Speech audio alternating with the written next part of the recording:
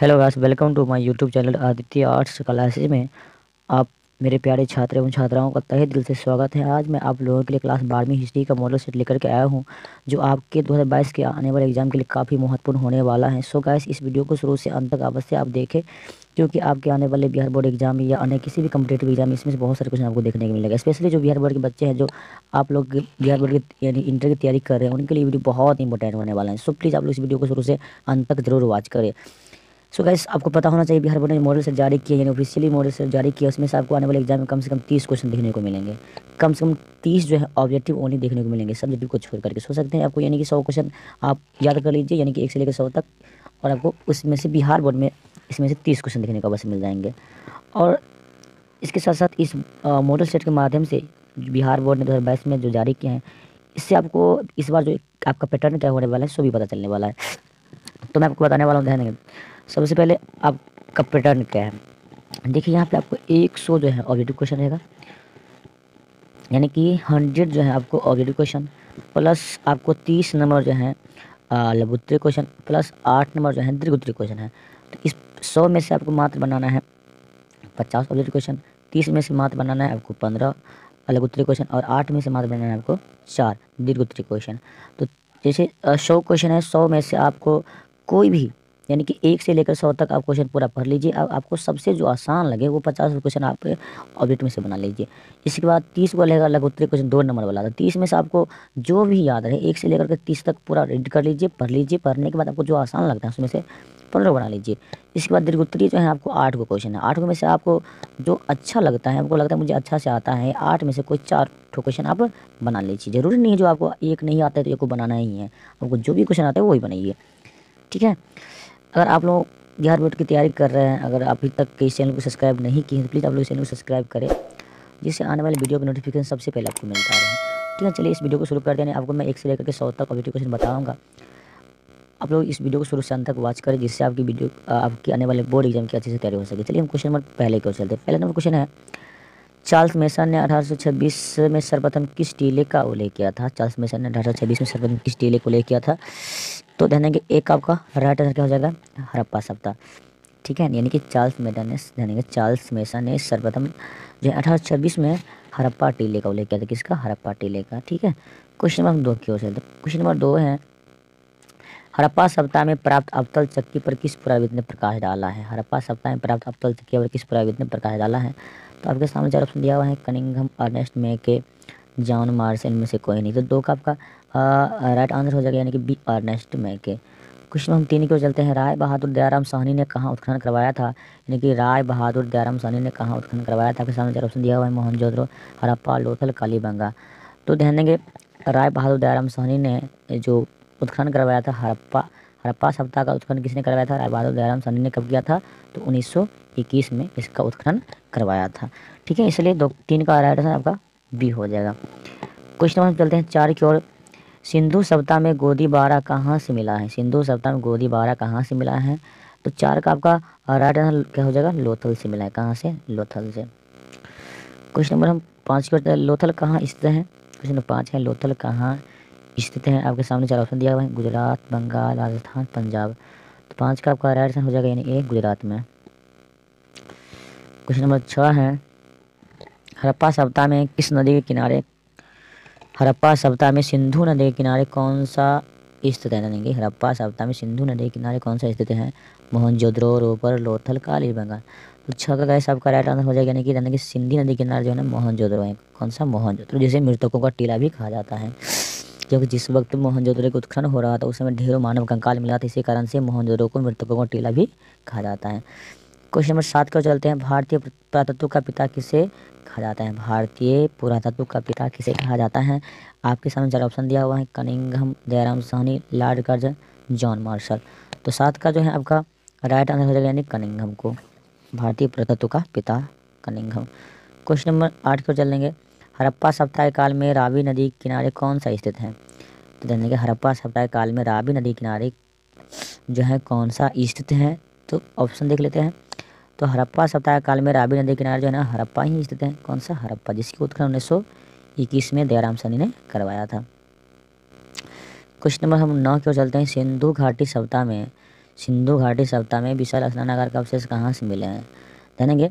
सिंधु घाटी सभ्यता में विशाल स्नानागार का अवशेष जो है ना, कहाँ से मिले हैं? मोहनजोदड़ो से मिले हैं। ठीक है, विशाल स्नानागार का, यानी वैसे तो प्रत्येक, चाहे हड़प्पा हो, चाहे लोथल हो, चाहे कालीबंगान हो, प्रत्येक सभ्यता में, प्रत्येक शहर में था स्नानागार, परंतु सबसे विशाल स्नानागार, जिसको हम सार्वजनिक स्नानागार भी कह सकते हैं, इसका अवशेष सबको मोहनजोदड़ो में ही मिला था। ठीक है, क्वेश्चन नंबर हम 10 की ओर चलते हैं। क्वेश्चन नंबर 10 है, कलकत्ता में एशियाटिक सोसाइटी ऑफ बंगाल की स्थापना कब हुई थी? आपके सामने 4 ऑप्शन दिया हुआ है, 1784, 1783, 1785, 1790।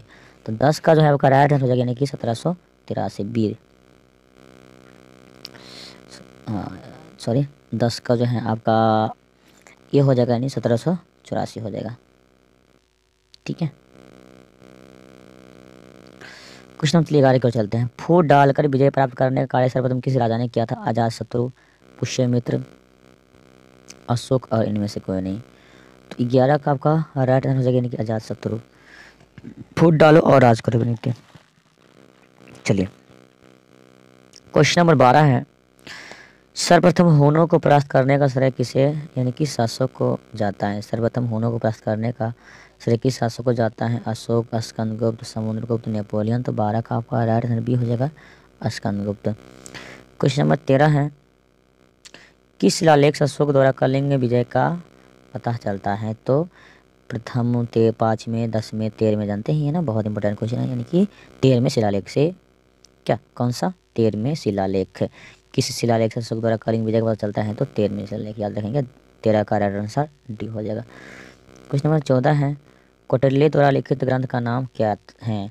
मेघदूत, अर्थशास्त्र, पिंडिका। तो 14 का आपका राइट आंसर हो जाएगा, यानी कि कौटिल्य ने क्या लिखा है? तो अर्थशास्त्र ने लिखा है। 14 का राइट आंसर आपका बी हो जाएगा।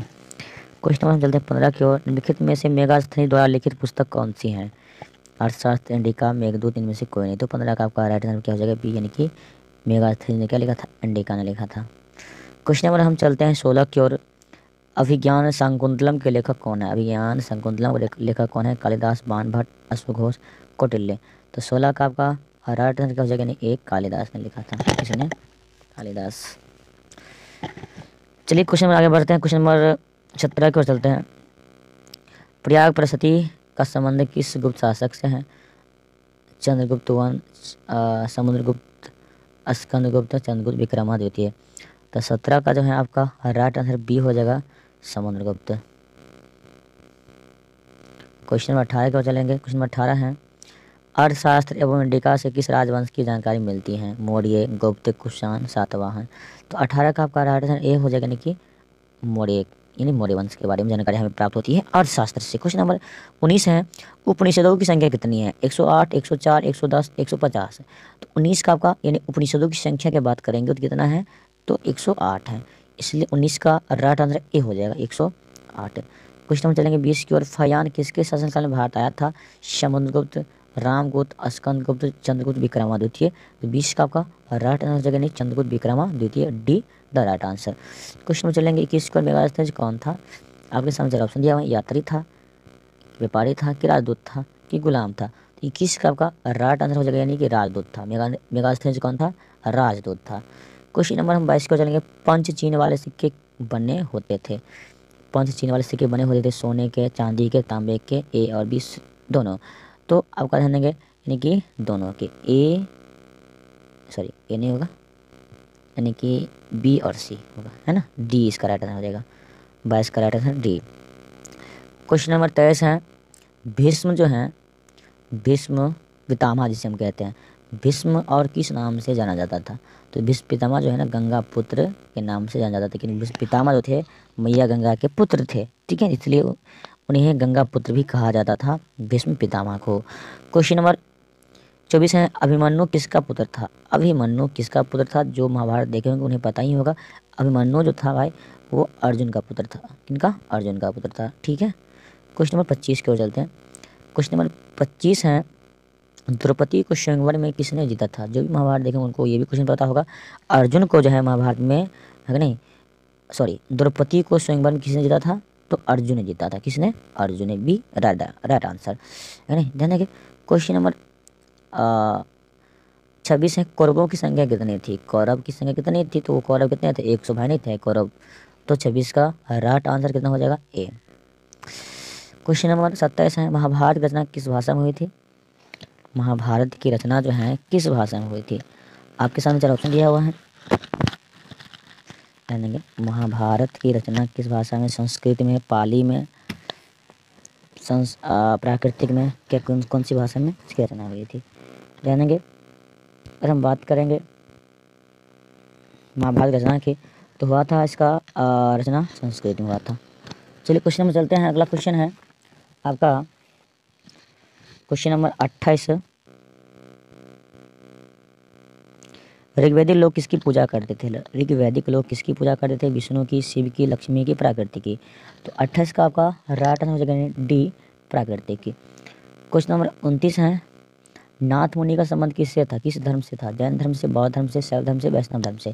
तो 29 का आपका राइट आंसर हो जाएगा बी, बौद्ध धर्म से। क्वेश्चन नंबर 30 को चलते हैं, सूत पितक किस धर्म से संबंधित हैं? सूत पितक किस धर्म से संबंधित हैं? बौद्ध, जैन, हिंदू, इस्लाम। 30 का आपका राइट आंसर हो जाएगा यानी ये हो जाएगा बौद्ध धर्म से। क्वेश्चन में चलेंगे 31 की ओर, महात्मा बुद्ध का बचपन का नाम क्या था? आपके सामने 4 ऑप्शन दिया हुआ है, वर्धमान, सिद्धार्थ, देवदत्त, राहुल। 31 का आपका राइट आंसर हो जाएगा यानी बी, सिद्धार्थ नाम था। महात्मा बुद्ध का बचपन का नाम क्या था? सिद्धार्थ। राहुल जिसका पुत्र का नाम था। क्वेश्चन नंबर हम चलते हैं 32 की ओर, प्रथम बौद्ध संगीति किस शासक के समय में हुई थी? प्रथम बौद्ध संगीति किस शासक के समय में हुई थी? आपके सामने 4 ऑप्शन दिया हुआ है, अजातशत्रु, कालाशोक, अशोक, कनिष्क। तो 32 का जो है आपका राइट आंसर ए हो जाएगा यानी कि अजातशत्रु। क्वेश्चन नंबर हम चलते हैं 33 की ओर, महावीर ने पार्श्वनाथ के सिद्धांतों में कौन सा नया सिद्धांत जोड़ा था? महावीर ने पार्श्वनाथ के सिद्धांत में कौन सा नया सिद्धांत जोड़ा था? आपके सामने 4 ऑप्शन दिया हुआ है, अहिंसा, ब्रह्मचर्य, सत्य, अपरिग्रह। तो 33 का जो है आपका राइट आंसर बी हो जाएगा यानी कि ब्रह्मचर्य। क्वेश्चन नंबर 34 है, प्राचीन भारत में धर्म की शुरुआत किस शासक ने की थी? चंद्रगुप्त मौर्य, अशोक, कनिष्क, समुद्रगुप्त। तो 34 का आपका राइट आंसर बी हो जाएगा यानी कि अशोक। क्वेश्चन नंबर 35 है, बुद्ध चरित्र की रचना किसने की थी? बुद्ध चरित्र की रचना किसने की थी? कालिदास, अश्वघोष, वानभट्ट, चाणक्य।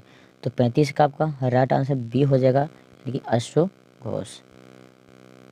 क्वेश्चन नंबर 26 है, प्रथम जैन संगीति कहाँ हुई थी? राजगृह में, पाटलिपुत्र में, सारनाथ में, वैशाली में। तो प्रथम जैन संगीति की बात करेंगे तो 36 का आपका राइट आंसर हो जाएगा यानी कि बी, पाटलिपुत्र में हुआ था। कहाँ पे? पाटलिपुत्र। चलिए क्वेश्चन में चलते हैं 37 की। गाइस क्वेश्चन नंबर 37 है, पावापुरी का संबंध किस धर्म से है? यानी क्या चीज़? पावापुरी, बौद्ध धर्म, जैन धर्म, इस्लाम या ईसाई। तो 37 का आपका राइट आंसर हो जाएगा बी यानी कि जैन धर्म। क्वेश्चन में चलते हैं 38 की ओर, कादम्बरी के लेखक कौन है? वानभट्ट, कालिदास, कौटिल्य, अश्वघोष। तो आपका 38 का जो है राइट आंसर ए हो जाएगा यानी कि वानभट्ट। क्वेश्चन नंबर चल देंगे 39 की ओर, बांस बनना का संबंध किस, बांस बनना किस आंदोलन को शुरू किए थे? वैष्णव, शैव, सिख, वीर शैव लिंगायत। तो 39 का आपका राइट आंसर हो जाएगा डी, वीर शैव लिंगायत है। क्वेश्चन नंबर 40 है, आयन ए अकबरी कितने भागों में विभक्त हैं? 2, 3, 4, 5। तो आयन अकबरी जो है 5 भागों में विभक्त है, इसलिए 40 का आपका सही आंसर डी हो जाएगा। क्वेश्चन नंबर 41 है, आयन ए अकबरी के अनुसार भूमि को कितने भागों में बांटा गया था? आयन ए अकबरी के अनुसार भूमि को कितने भागों में बांटा गया था? आपके सामने 4 ऑप्शन दिए हैं, 2 भाग, 4 भाग, 5 भाग, 6 भाग। तो आयन ए अकबरी के अनुसार जो भूमि को जो बांटा गया था 4 भागों में। गाइस कितने भागों में? 4 भागों में, इसलिए 41 का राइट आंसर बी हो जाएगा। चलिए क्वेश्चन नंबर हम चलते हैं 42 की ओर, टोडरमल अकबर के दरबार में क्या था? सेनापति, वित्त मंत्री, अंगरक्षक, इनमें से कोई नहीं। तो 42 का जो है आपका राइट आंसर यानी टोडरमल जो था अकबर के दरबार में वित्त मंत्री के पद पे थे, इसलिए 42 का बी हो जाएगा सही। क्वेश्चन नंबर 43 को चलते हैं, आयन ए अकबरी में किसके शासनकाल का वर्णन है? आयन ए अकबरी काल में किसके शासन का वर्णन है? बाबर, अकबर, जहांगीर, शाहजहां। 43 का आपका राइट आंसर बी हो जाएगा यानी कि अकबर के बारे में। 44 है, कुतुब मीनार कहाँ स्थित है? आगरा में, लखनऊ में, दिल्ली में, कलकत्ता में। तो 44 का आपका राइट आंसर सी हो जाएगा यानी कि दिल्ली में। कुतुब मीनार कहाँ है? तो दिल्ली में है। क्वेश्चन 45 है, हुमायूं का अंग्रेजी अनुवाद किसने किया था? हुमायूंनामा का जो है ना अंग्रेजी अनुवाद किसने किया था? एस वेवरिज, जैरेड, एच ब्लॉकमैन, क्राउनटफ, तो 45 का आपका राइट आंसर हो यानी ए हो जाएगा। क्वेश्चन में चलते हैं 46 की ओर। मुगल दरबार में अभिवादन का तरीका निम्न में से कौन सा था? मुगल दरबार में अभिवादन का तरीका निम्न में से कौन सा था? कॉर्निश, सिजदा, पाइबोस, डी ए सभी। तो डी ए सभी हो जाएगा, ठीक ना। 46 का राइट आंसर डी हो जाएगा। क्वेश्चन हम चलते हैं 47 की ओर। आज जानेंगे अकबर ने दीन इलाही कब शुरू किया? 1562, 1564, 1579, 1581। तो ध्यान देंगे अकबर ने दीन इलाही 1581 में शुरू किया था। 47 का राइट आंसर डी हो जाएगा। क्वेश्चन नंबर 48 है, गुलबदन बेगम कौन थी? नर्तकी, गायिकी, लेखिका, नायिका। तो 48 का राइट आंसर सी हो जाएगा, यानी कि लेखिका। 48 का right answer C. Question number 49 है, मुगल चित्रकला किसके समय अपने चरम पर थी? बाबर, अकबर, जहांगीर, शाहजहां। तो ध्यान देंगे इसका राइट आंसर 49 का यानी कि सी हो जाएगा, जहांगीर के गाल पर। क्वेश्चन 50 है, तुजक ए जहांगीरी किसने लिखी थी? अब्बास खां, सरवानी, गुलबदन बेगम, जहांगीर, नूरजहां। तो 50 का आपका राइट आंसर हो जाएगा यानी कि सी, यानी कि जहांगीर। क्वेश्चन नंबर 51 है, मुमताज महल किसकी पुत्री थी? आसफ खां की, बैरम खां की, महाबत खां की, अब्दुल रहीम की। 51 का हो जाएगा यानी कि आसफ खां की। किसकी? आसफ खां की। मुमताज महल आसफ खां की पुत्री थी। क्वेश्चन नंबर 52 है, औरंगजेब ने अपने जीवन का अंतिम भाग भारत के किस क्षेत्र में व्यतीत किया? पूर्वी भारत, पश्चिमी भारत, दक्षिणी भारत, उत्तर भारत। तो 52 का हो जाएगा सी, दक्षिणी भारत। क्वेश्चन 53 है, पानीपत के प्रथम युद्ध में किसकी पराजय हुई थी? बाबर, इब्राहिम लोदी, सिकंदर लोदी, अकबर। तो 53 का आपका राइट आंसर हो जाएगा बी, यानी कि इब्राहिम लोदी। क्वेश्चन नंबर 54 है, किस प्रशासकीय सुधार के लिए शेरशाह विशेष तौर पर जाना जाता है? आपके नाम 4 ऑप्शन है, बाजार नियंत्रण, भूमि सुधार व्यवस्था, मनसबदारी व्यवस्था, विधि नियंत्रण व्यवस्था। तो 54 का आपका राइट आंसर बी हो जाएगा, यानी कि भूमि सुधार व्यवस्था। क्वेश्चन में चलते हैं 55 की ओर। ताजमहल किसकी याद में बनवाया गया था? ताजमहल किसकी याद में बनवाया गया था? तो मुमताज महल की याद में ताजमहल बनवाया गया था, ठीक है ना। किसकी याद में? मुमताज महल की याद में। चलते हैं क्वेश्चन नंबर हम 56 की ओर। क्वेश्चन नंबर 56 है, हुमायूं का मकबरा कहाँ स्थित है? आगरा में, फतेहपुर सीकरी में, दिल्ली में, लाहौर में। आप लोग ध्यान देंगे इस वीडियो को अगर एक बार नहीं होता एक दो बार अच्छा से पढ़ करके याद कर लीजिए 100 का 100 क्वेश्चन, क्योंकि आपके आने वाले एग्जाम में इसमें से 25-30 क्वेश्चन देखने को अवश्य मिल जाएंगे। इसलिए इस वीडियो को शुरू से अंत तक देखें, और इस अगर आपको क्वेश्चन याद नहीं होता है तो 1 से 2 बार इस वीडियो को देख लीजिए, जिससे आपको ये वीडियो पूरा का पूरा यानी एक एक क्वेश्चन आपको याद हो जाएगा। तो हुमायूं का मकबरा कहाँ है? तो आगरा, फतेहपुर सीकरी, दिल्ली, लाहौर। तो 56 का आपका हो जाएगा यानी कि सी, दिल्ली। क्वेश्चन 57, हरिहर एवं बुक्का ने कब विजयनगर साम्राज्य की स्थापना की? 1326 ईस्वी, 1356 ईस्वी, 1339, 1359। तो 57 का राइट आंसर यानी कि हो जाएगा बी, 1336। क्वेश्चन चलते हैं 58 की ओर। हम्पी किस राज्य से संबंधित है? तो हम्पी जो है ना विजयनगर राज्य से संबंधित है। किससे? विजयनगर से। 58 का सी। 59, आयंगर व्यवस्था संबंधित थी मुगल साम्राज्य से, ब्राह्मण साम्राज्य से, विजयनगर साम्राज्य से, इनमें से कोई नहीं। तो 59 का हो जाएगा सी, विजयनगर साम्राज्य से। किससे? विजयनगर साम्राज्य से। क्वेश्चन चलते हैं 60 की ओर। विजयनगर साम्राज्य द्वारा सेवा के लिए दिए जाने वाले भूमि दान क्या कहलाता था? जागीर, आग्रह, 2 ऑप्शन और हैं वो भी देख लीजिए, उक्ता, अमरज। तो 60 का जो है राइट आंसर है कि डी हो जाएगा। क्या हो जाएगा? डी, अमरज। क्वेश्चन नंबर 61 है, विजयनगर में मंदिर के प्रवेश द्वार को क्या कहा जाता था? द्वार, गोपुरम, प्रवेश, इनमें से कोई नहीं। तो 61 का राइट आंसर बी हो जाएगा, गोपुरम, यानी कि मंदिर के प्रवेश द्वार को गोपुरम। महाराष्ट्र के संत कौन थे? महाराष्ट्र के संत कौन थे? तुकाराम, रामदास, गणेशवर, इनमें से सभी। तो महाराष्ट्र के तीनों संत थे, इसलिए राइट आंसर 62 का क्या हो जाएगा? डी हो जाएगा। क्वेश्चन नंबर 63 है, दादू का संबंध कहाँ से था? इनका दादू का संबंध कहाँ से था? तो 63 का आपका राइट आंसर ए हो जाएगा, यानी कि राजस्थान से। कहाँ से? राजस्थान से। क्वेश्चन नंबर चलेंगे 64 की ओर। शंकराचार्य का मत है किसका? शंकराचार्य का मत है दैत्यवाद, अद्वैतवाद, भेदावेदवाद है। तो 64 का आपका राइट आंसर हो जाएगा यानी अद्वैतवाद। कौन सा? अद्वैतवाद। क्वेश्चन नंबर 65 की ओर चलेंगे। काशी में किस प्रसिद्ध संत का जन्म हुआ था? मीरा, कबीर, गुरु नानक, वल्लभाचार्य। तो 65 का राइट आंसर बी हो जाएगा, यानी कि किनका?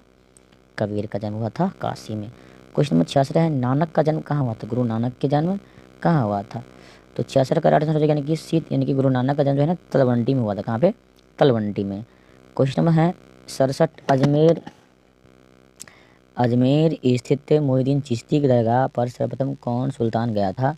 बलबन, मोहम्मद बिन तुगलक, अलाउद्दीन खिलजी, अकबर। तो 67 का राइट आंसर बी हो जाएगा, मोहम्मद बिन तुगलक हो जाएगा। राइट आंसर बी हो जाएगा। क्वेश्चन में चलेंगे 68 की ओर। तहकीक ए हिंद में किसका यात्रा वृत्तांत लिखा गया है? Fahien, Marco Polo, Al-Biruni, Abdul Razzaq. तो 68 का राइट आंसर सी हो जाएगा, यानी कि अल-बिरूनी। क्वेश्चन नंबर चलेंगे 69 की ओर। किस यात्री ने यात्रा पर जाने के लिए अपने घर को छोड़ा था? अल-बिरूनी, मार्को पोलो, बर्नियर। इनमें से कोई नहीं।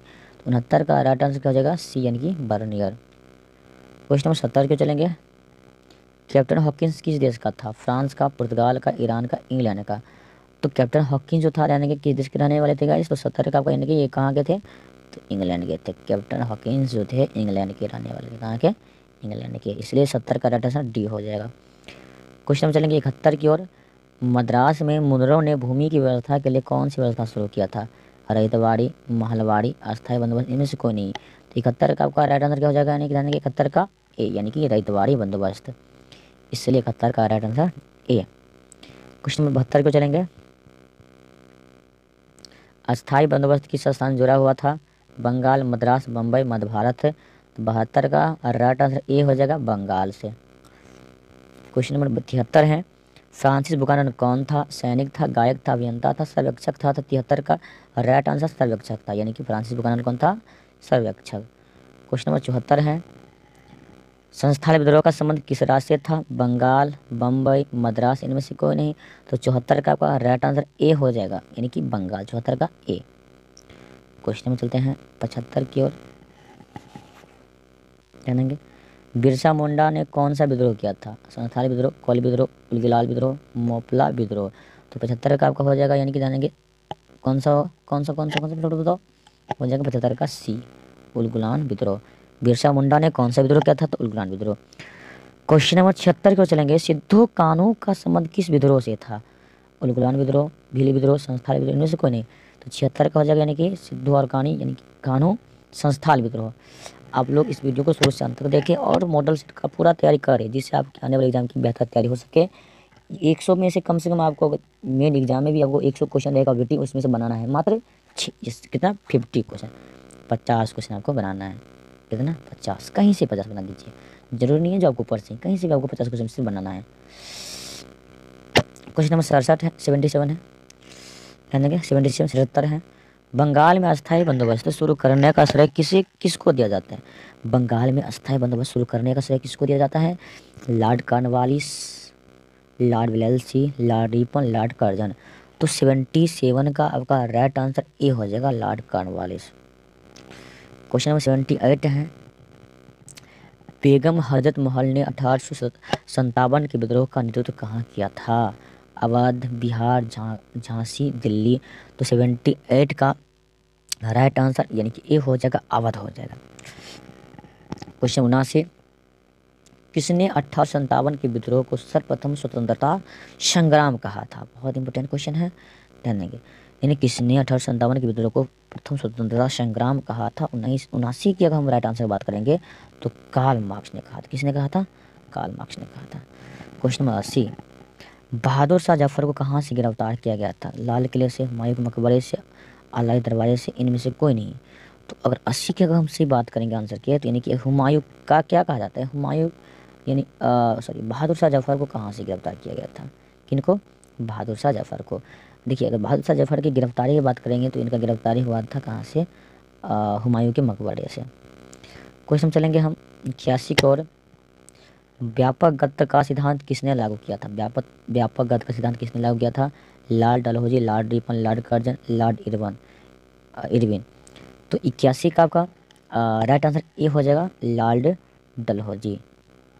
क्वेश्चन नंबर 82 है। 7 द्वीपों का नगर किसे कहा जाता है? बम्बई, कलकत्ता, मद्रास, शिमला। तो 7 द्वीपों का नगर जो है,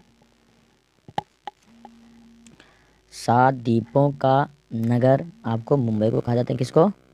मुंबई को। क्वेश्चन नंबर 83 है, विक्टोरिया मेमोरियल किस शहर में स्थित है? विक्टोरिया मेमोरियल किस में स्थित है? ध्यान देंगे, बम्बई, कलकत्ता, मद्रास, दिल्ली। 83 का आपका राइट आंसर क्या हो जाएगा? ध्यान देंगे बी, यहाँ पे कोलकाता।